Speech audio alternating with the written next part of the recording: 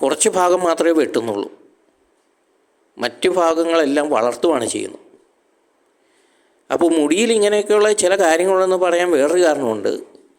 ഈ ആധുനിക രീതിയിൽ കുട്ടികളും ചെറുപ്പക്കാരൊക്കെ, ഞാൻ പൊതുവേ ശ്രദ്ധിച്ചേക്കുന്ന ആധുനിക രീതിയിൽ കുട്ടികളും ചെറുപ്പക്കാരൊക്കെ മുടി പ്രത്യേക രീതിയിലൊക്കെ ചില പ്രത്യേക ഹെയർ സ്റ്റൈലിലൊക്കെ വെട്ടിക്കഴിയുമ്പോൾ അവരിൽ നിഷേധത്തിൻ്റെ ദുരാത്മാവ് നിറയുന്ന ഞാൻ കണ്ടിട്ടുണ്ട്. അനുഭവമാണ് ഈ പറയുന്നത്. അപ്പോൾ ഈ മുടിയൊക്കെ വെട്ടി 1-2 ആഴ്ച കഴിയുമ്പോൾ തൊട്ട് അവരോട് എന്തെങ്കിലും പറഞ്ഞു കഴിഞ്ഞാൽ, അതുവരെ സ്വഭാവത്തിൽ വലിയ വ്യതിയാനങ്ങളിലിരുന്ന കുട്ടികളാണ്, എന്തെങ്കിലും പറഞ്ഞു കഴിഞ്ഞാൽ അവരതിനെ നിസ്സാരവൽക്കരിക്കുന്നതാണ്, അല്ലെങ്കിൽ നിഷേധിക്കുന്നതാണ്. അതിൻ്റെ ഒന്നും കാര്യമില്ല, എല്ലാത്തിനെയും അവഗണിച്ച് പുച്ഛിക്കുന്ന ഒരു രീതി കാണാം.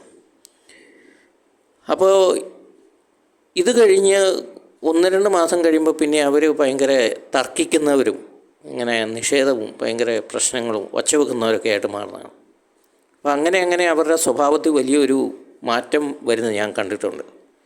ഇത് ഞാൻ പറയാൻ കാരണം, ഞാൻ കുറേ വർഷങ്ങളായിട്ട് നിരീക്ഷിക്കുന്നതും പരീക്ഷിക്കുന്നതുമായ കാര്യങ്ങളാണ്. അപ്പോൾ ഇതിൽ നിന്ന് എനിക്കൊരു കാര്യം മനസ്സിലായി.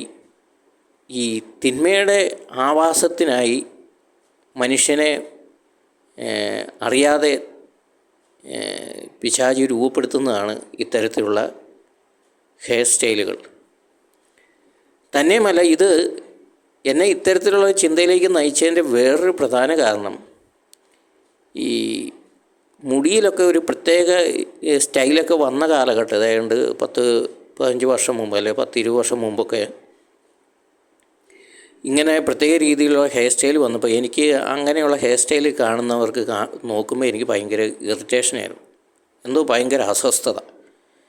അപ്പം ഞാൻ ചില കുട്ടികൾ കാണുമ്പോൾ പറയുമായിരുന്നു, മുന്നേ ഈ മുടി മര്യാദയ്ക്ക് വെട്ട് എന്ന് പറയുമായിരുന്നു. ഇപ്പോഴാണെങ്കിലും കോളേജുകളിലും സ്കൂളുകളിലും അല്ലെങ്കിൽ മുതിർന്ന അത്യാവശ്യം ആത്മീയതയൊക്കെയുള്ള ആളുകൾ പറയും, മുടി ആദ്യം മര്യാദയ്ക്ക് വെട്ട് എന്ന് പറയും. അതിൻ്റെ കാര്യകാരണം എന്താണെന്ന് പലർക്കും എക്സ്പ്ലെയിൻ ചെയ്യാൻ പറ്റുന്നില്ല. പക്ഷേ അവർക്ക് ഇത് കാണുമ്പോൾ അസ്വസ്ഥതയാണ്. എന്താണ് ഈ അസ്വസ്ഥതയുടെ കാരണമെന്ന് ആർക്കും അറിയത്തില്ല, അല്ലെങ്കിൽ ആരോട് ചോദിച്ചോ പറയാനും അവർക്ക് അറിയത്തില്ല. അവർ പറയും നീ മുടി വെട്ട്, അത് ശരിയല്ല എന്ന് മാത്രമേ പറയുള്ളൂ. പക്ഷേ അതിൻ്റെ എക്സ്പ്ലനേഷൻ ആർക്കും അറിയത്തില്ല. അപ്പം ഞാൻ ഈ കുട്ടികളൊക്കെ അടുത്ത് വരുമ്പോൾ, ഈ പുതിയ ഹെയർ സ്റ്റൈലൊക്കെ ആയിട്ട് വരുമ്പോൾ, കുട്ടികളെ സംബന്ധിച്ച് അല്ലെങ്കിൽ യുവാക്കന്മാരെ സംബന്ധിച്ച് ഇതൊരു രസമാണ്, ഒരു ടൈം പാസ്സാണ്, അങ്ങനെയൊക്കെയാണ്. പക്ഷേ ഇത് കണ്ടിട്ട് ഞാൻ പലപ്പോഴും ചില ചെറുപ്പക്കാരും യുവാക്കന്മാരോടും കുട്ടികളോടൊക്കെ പറഞ്ഞ് പോയി മുടി വെട്ട്, അല്ലെങ്കിൽ ശരിയാകുക എന്നൊക്കെ പറഞ്ഞ് ചിലരൊക്കെ അങ്ങനെ ചെയ്തിട്ടുണ്ട്. അങ്ങനെ ചെയ്യാത്തവരുടെ സ്വഭാവത്തിൽ ഇങ്ങനെ ചെറിയ മാറ്റങ്ങൾ ഞാൻ കണ്ടിട്ടുണ്ട്.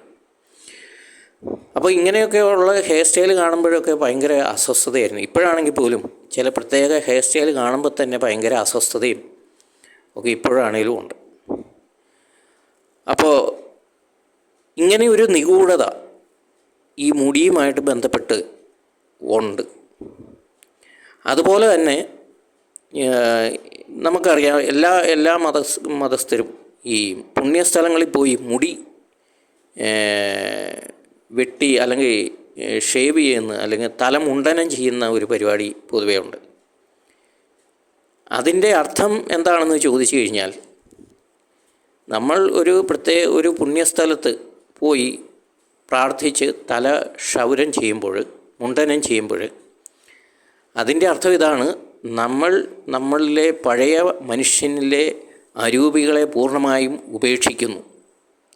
അതോടൊപ്പം തന്നെ ആ പുണ്യസ്ഥലത്ത് നിന്നുള്ള ആ അരൂപിയാൽ നിറയപ്പെട്ട് പുതിയ മനുഷ്യനായി ആ അരൂപിക്ക് ആവസിക്കാവുന്ന രീതിയിൽ ഞാൻ സ്വയം മാറുന്നു. ഇതാണ് ഈ ഒരു പ്രവൃത്തിയിൽ നിന്ന് ഞാൻ മനസ്സിലാക്കിയിരിക്കുന്നത്. അത് പറയാൻ വേറൊരു കാര്യമുണ്ട്. എന്നെ സംബന്ധിച്ച് ഈ മുടി വെട്ടിക്കഴിഞ്ഞ് കഴിയുമ്പോൾ എൻ്റെ തലയ്ക്ക് തല ഭയങ്കരമായിട്ട് ചൂടാകുകയും കണ്ണിലൂടെ ഭയങ്കരമായിട്ട് ചൂട് പുറത്തേക്ക് വരുകയൊക്കെ ചെയ്യുന്ന പലവിധ അനുഭവങ്ങൾ എനിക്കുണ്ടായിട്ടുണ്ട്. അതേസമയം ഈ മുടി വെട്ടാതെ മുന്നോട്ട് പോവുകയാണെങ്കിൽ അങ്ങനെ വളരെ ശാന്തമായി ഇങ്ങനെ അങ്ങ് പോകുന്നതാണ്. മുടി വെട്ടുന്ന ദിവസങ്ങളിൽ എനിക്ക് ഭയങ്കര അസ്വസ്ഥതയാണ്. അപ്പോൾ ഇതിങ്ങനെ പല പല വർഷങ്ങളിങ്ങനെ പല പ്രാവശ്യം ഇങ്ങനെ ആവർത്തിച്ച് ഇങ്ങനെ ഇതിനൊന്നും ഒരിടത്തും പുസ്തകങ്ങളൊന്നും ഇതിനകത്ത് എന്തെങ്കിലും അറിവുള്ളതായിട്ട് എൻ്റെ അറിവിലില്ല. അപ്പോൾ ഇങ്ങനെ പല പ്രാവശ്യം ഇങ്ങനെ ആവർത്തിച്ചപ്പോൾ ഇങ്ങനെ പ്രാർത്ഥിക്കുകയോ ചെയ്തപ്പോഴാണ് ബൈബിളിൽ നിന്ന്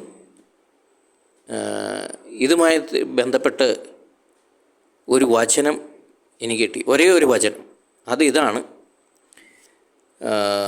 നിയമാവർത്തനം